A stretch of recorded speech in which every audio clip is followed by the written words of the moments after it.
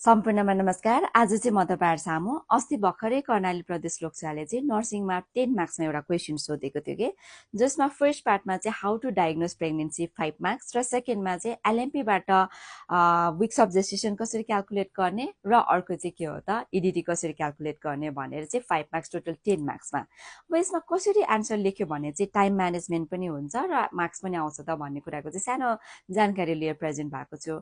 फर्स्टमा चाहिँ हामीले मेन प्रेग्नेन्सी होल टपिक त प्रेग्नेन्सी हो नि त, यसको इन्ट्रोडक्सन दिनु पर्यो। So pregnancy is a period of time from conception to true labour pain starts where one or more spring growing inside the maternal womb होइन। अब यसको डायग्नोसिस कसरी गर्ने त भन्नेमा चाहिँ अब डायग्नोसिसको त हुन त सिस्टमेटिक डायग्नोस्टिक अप्रोचमा चाहिँ तीनटा छ, एउटा हिस्ट्री टेकिङ, फिजिकल एक्जामिनेसन अथवा क्लिनिकल इभ्यालुएसन अर इन्भेस्टिगेसन होइन।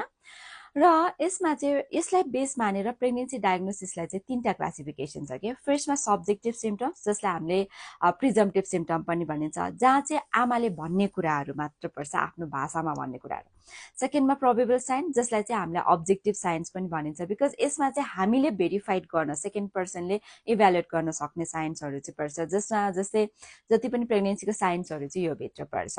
अर्को थर्डमा पोजिटिभ जसलाई एब्सोल्युट कन्फर्मेटेड अथवा डायग्नोस्टिक साइन पनि भनिन्छ, किनभने यसमा चाहिँ 100% प्रेग्नेन्सीमा मात्र प्रेजेन्ट हुने साइन एन्ड सिम्पटम्सहरू पर्छ, तर प्रिजम्पटिभ र प्रोबेबलमा पर्ने साइन एन्ड सिम्पटम चाहिँ प्रेग्नेन्सी बाहेक अरू कन्डिसनमा पनि प्रेजेन्ट हुन सक्छ होइन। र अब फर्स्टमा प्रिजम्पटिभ साइनभित्र के पर्छ त एम्नोरिया पर्छ, मर्निङ सिकनेस पर्छ, फ्रिक्वेन्सी अफ मिक्चुरेसन पर्छ, विकनेस र फटिक पर्छ। अर्को भनेको चाहिँ आमाको चाहिँ के हुन्छ त quickening, first fetal movement felt by mother, यो चाहिँ केमा पर्छ त भन्दाखेरि प्रिजम्पटिभ भित्र पर्छ। अब यिनीहरू चाहिँ के हुन्छ त प्रेजेन्ट हुन्छ भनेर लेख्नु पर्यो कि यसको यो भनेको के हो लेख्नु पर्दैन, किनभने 5 मार्क्स मात्र छ, तपाईहरुले भ्याउनुहुन्न होइन। र सेकेन्डमा चाहिँ के हो त प्रोबेबल साइन्स जसलाई चाहिँ हामीले अब्जेक्टिभ, यो भित्र चाहिँ कस्तो कस्तो पर्छ त भन्दाखेरि फर्स्टमा चाहिँ जस्तै Jacquemier sign, Chadwick sign, Goodell sign, Hegar sign, Osiander sign, Hartman sign, Piskacek sign, Palmer sign, अनि अर्को चाहिँ ब्यालटमेन्ट, अनि अर्को चाहिँ ब्राक्सोनिक्स कन्ट्र्याक्सन, यिनीहरू चाहिँ सबै के हुन्छ प्रेजेन्ट हुन्छ। त्यसको साथसाथै युरिन प्रेग्नेन्सी टेस्ट पोजिटिभ पनि यो भित्र पर्छ, किनभने युरिन प्रेग्नेन्सी टेस्टमा चाहिँ बिटा एसिजी हर्मोन पोजिटिभ रियाक्टिभ हुन्छ, जुन चाहिँ हामीले किन यसलाई प्रोबेबल साइनभित्र मात्र राखेको त भन्दाखेरि कहिले कहिले मोलार प्रेग्नेन्सीमा त 1 वर्षसम्म पनि पोजिटिभ हुन्छ। अब 100% प्रेग्नेन्ट भन्न पाएन नि त।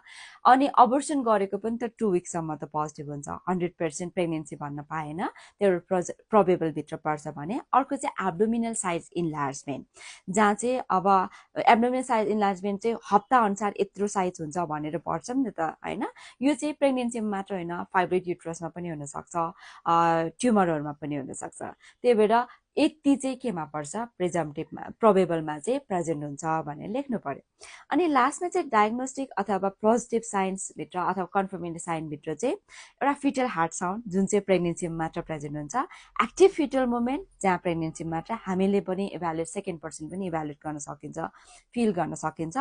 अर्को भनेको चाहिँ के अरे फिटल पार्ट्सहरू पाल्पेबल हुन्छ र बच्चाको अल्ट्रासाउन्ड गर्न, अल्ट्रासाउन्ड पनि यसमा पर्छ, जसमा फिटल पार्ट्सहरू र अर्ग्यानहरू चाहिँ प्रेजेन्ट हुन्छ भने एक्सरे।